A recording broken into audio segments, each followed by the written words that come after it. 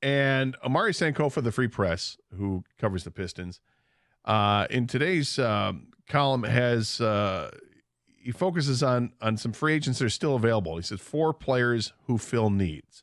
And I want Khang to get your opinion on these players and the people as well at 248-539-9797. The first name is Malik Beasley, shooting guard from the Milwaukee Bucks. 28 years old, averaged 11.3 points last season, shot 41.3% from 3, and averaged just under 30 minutes a game. How do you feel about Malik Beasley, 6'4"? I like Malik Beasley for this team. Like they said, he's a shooter. That's what you bring him in to do. You just need to provide Cade and this team with some consistent shooting from the outside. You can never have enough shooting. Does that mean Tim Hardaway Jr. doesn't play as much as we think? Sure. I mean, whoever the best shooter is, play that guy, right? I just want a better rotation, a more consistent rotation. I think Beasley would provide that. Is this a player that you would give a long-term deal to? No. One and done? The 1-2 year deal, but I think right now we're in obviously we're in the very early stages of Trajan Langdon's career here, hopefully a long career here in the front office. But yeah, this is just part of developing the rest of the roster. And I think Beasley, he's a known shooter in the league, and that's what he's been brought around to do. I mean, I think that's what the Pistons need, of course. Sticking with shooting guards, the other shooting guard he mentions is Gary Trent Jr. from Toronto, 6'5", averaged just under 14 points a game last year, shot 39.3 from three-point land, and played 28 minutes a game. And maybe defense is he's not the best defender, but as Sankofa says, he's long been among the NBA's top players at producing steals. I like Trent Jr. more than Beasley. So, I mean, I don't want both of them. So, if you made me choose between the two, I'd go after Gary Trent Jr. I mean, the guy has the ability to score in this league. It dipped this past year because his minutes and playing time went down, but I believe he scored a 50-point game during his career. He can shoot the three-point shot. He can be aggressive as a guard. I like Sasser, but he's young, obviously. I think you bring in Gary Trent Jr., that's another veteran guy that can shoot the ball. I like him more than Beasley.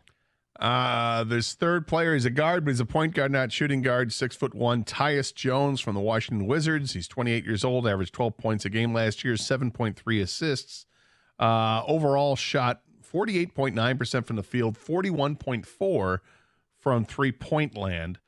Do the Pistons really need a point guard? Well, that's the thing. I mean, Tyus Jones has definitely developed into a nice role player in this league for whatever team he ends up on. I don't know if the Pistons need a third point guard like that who's just, because I'm counting on Sasser to develop still. And Cade Cunningham, although he's your point forward, essentially. And then you also have Jaden Ivey as well, right? So I think you start Cade at essentially the point guard position. Tyus Jones would be second or third, but I don't want to stunt Sasser's growth. So that's why I would probably prefer to stay away from Tyus Jones, but he's a decent player. And lastly, is a forward, Taurean Prince from the Lakers, 6'6". He's 30 years old, averaged 9 points a game last year, and shot 39.6% from three-point range, 27 minutes a game. But he's 30. I'm not big on Prince. I think you have a Sor Thompson that you're trying to develop into, that 3-and-D type guy. He obviously has the length and athleticism and the effort to play defense. He wants to. You saw that. For the most part, you saw the effort from him night in and night out. Now, he's got to start developing some offensive game and that range that, Prince obviously can shoot the three better than him, but this is almost, I'm not trying to be like the Tigers here, but I don't want to block the young guys, but I want to add veterans to help the young guys, Yeah, and you've got a coach who's good at working with younger players and see what they can do there. So out of these players, you like Gary Trent Jr. the best? Yes. Mm-hmm. Well, we'll see what the Pistons decide to do, and because then it gets to the whole thing: do you sign free agents, or do you use that cap space you have to take on bigger contracts so that you can get draft picks in return, or are you going to sign these free agents with the thought that maybe you can flip them at the trade deadline and do the same thing? No, a guy like Prince you might sign just to be there and to mentor Asor and things, and if an injury happens, whatever, you can fill him in, but he's not a high priority free agent for me. And these guys aren't going to cost a ton. Like I said, the guys left over right now, they're, they either played their cards wrong or they're just, they're trying to get on a team so they can play for their next contract. And But I mean, to be honest with you, the Pistons roster is so bad. Most guys would help, right? Yeah.